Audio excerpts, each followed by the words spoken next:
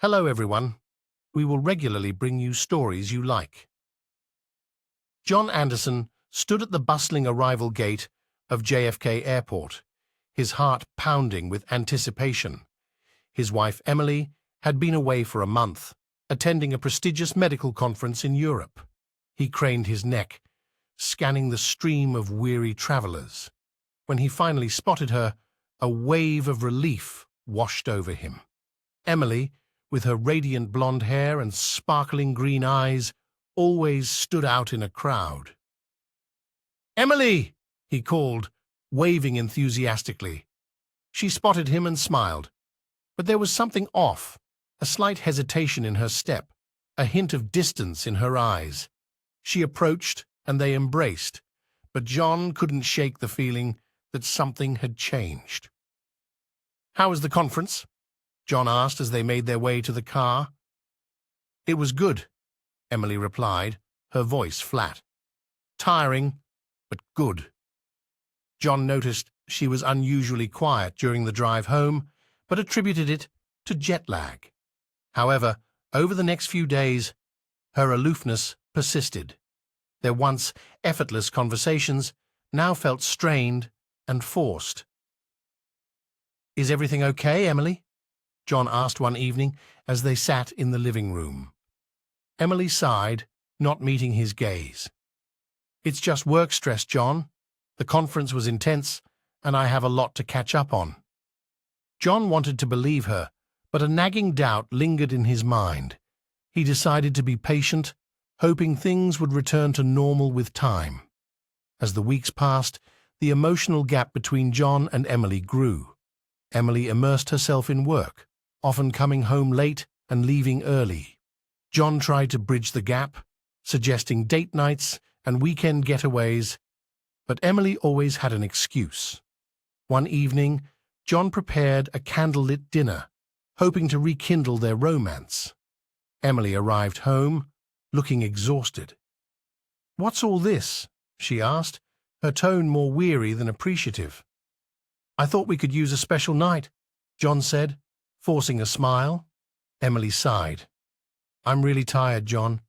Can we do this another time?" John's heart sank. "Sure, another time." Later that night, as Emily slept, John sat in the living room, staring at the flickering candles. He couldn't ignore the gnawing feeling that something was terribly wrong. John began noticing small but telling details. Emily's phone was always close, and she guarded it fiercely. When it buzzed with notifications, she'd glance at it and quickly put it away. One morning, John woke up early and saw Emily texting someone, a faint smile on her lips. When she realized he was awake, she quickly put her phone down and muttered something about a work colleague needing advice. Despite his growing unease, John tried to focus on his own work, but even at the office, his mind would wander back to Emily and her distant behavior. His co-workers noticed his distraction, and his boss, Mr. Stevens, called him into his office one day. "John, is everything okay? You've seemed off lately," Mr. Stevens said, concern etched on his face. John hesitated before answering. "It's just, things at home aren't great. Emily and we seem to be drifting apart." Mr. Stevens nodded sympathetically. "Relationships can be tough, especially when there's stress at work. Take some time if you need it. We're here for you."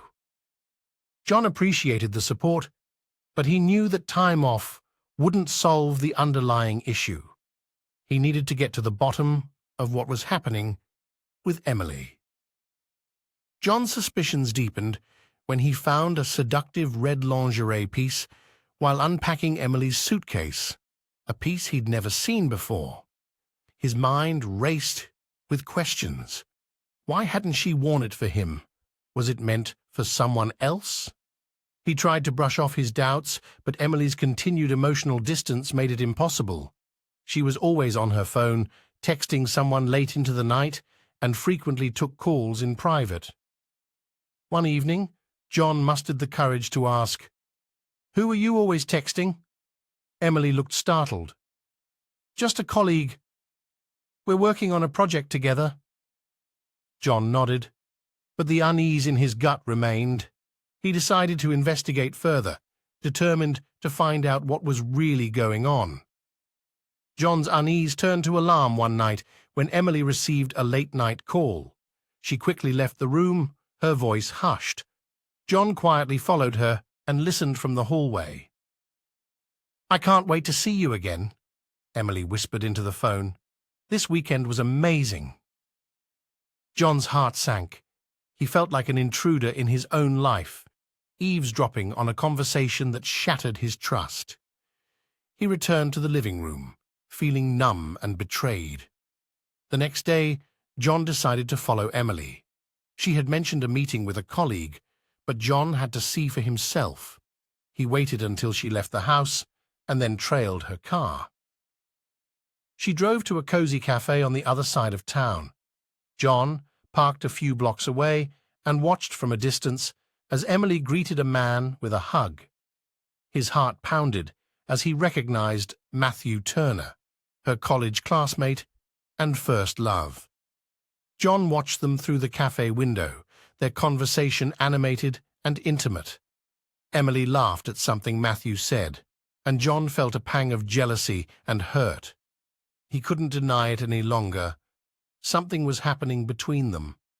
The holiday season, usually a time of joy and togetherness, only served to deepen the rift between John and Emily. They attended family gatherings, exchanged gifts, and smiled for photos, but the warmth and intimacy they once shared were gone. On Christmas Eve, as they prepared for bed, John tried to initiate a conversation. "Emily, I feel like we've been growing apart. Is there something you're not telling me?" Emily sighed, avoiding his gaze. "John, it's just work stress. I'm under a lot of pressure." John wanted to believe her, but the hollow look in her eyes said otherwise. That night, he lay awake, staring at the ceiling, wondering what had happened to their once-perfect marriage. During the holiday gatherings, John's family noticed the tension. His sister Samantha pulled him aside during Christmas dinner. "John, what's going on with you and Emily? You both seem off?" she asked, concern evident in her eyes. John sighed, feeling the weight of his worries. "I think she's seeing someone else, Sam. I don't have proof, but everything feels wrong." Samantha hugged him tightly. "I'm here for you, John. Whatever you need, we'll get through this together." Despite Samantha's support, John felt increasingly isolated. Emily's continued detachment and secretive behavior only added to his torment. In the new year, John's suspicions reached a breaking point. Emily's phone was often turned off, and she frequently worked late, claiming she had urgent deadlines. One night, John decided to follow her, hoping to find answers. He watched from a distance as Emily met a man at a coffee shop, a man he recognized from their college days. It was Matthew Turner, Emily's first love. John's heart pounded as he saw them embrace, their familiarity and closeness unmistakable. Later that night, Emily returned home, her demeanor distant as usual. John confronted her, unable to hold back any longer. "Emily, I saw you with Matthew today. What's going on?" Emily's face paled. "John, it's not what you think." "Then what is it? Because from where I stand, it looks like you're having an affair." Emily's silence confirmed his worst fears. John's world shattered as he realized the depth of her betrayal. Emily tried to explain, tears streaming down her face. "John, I didn't mean for this to happen. Matthew and I reconnected at the conference, and things just got out of hand." John's anger flared. "Out of hand? You've been lying to me for months, Emily. How could you do this to us?" Emily sobbed, unable to meet his gaze. "I'm so sorry, John. I never wanted to hurt you." John felt a mixture of rage and sorrow. "It's too late for apologies, Emily. Our marriage is over. That night, they slept in separate rooms, their relationship irreparably broken. Determined to uncover the full extent of Emily's infidelity, John decided to follow her to a medical conference where she was meeting her college classmates. He booked a room at the same hotel, planning to observe her discreetly.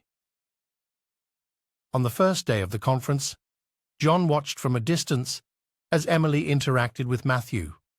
Their conversations were animated, their body language intimate. John's heart ached as he saw the way Emily looked at Matthew, the same way she used to look at him. That evening, John overheard a conversation between Emily and Matthew in the hotel bar. They spoke of shared memories from college and their recent rekindled romance. John's suspicions were confirmed. Emily had been unfaithful for months. As John sat in the hotel bar, nursing a drink, he listened to Emily and Matthew's conversation. They laughed and reminisced about their college days, their voices filled with warmth and affection. John's heart ached as he realized how deeply Emily had betrayed him. "I missed you so much, Matthew," Emily said softly.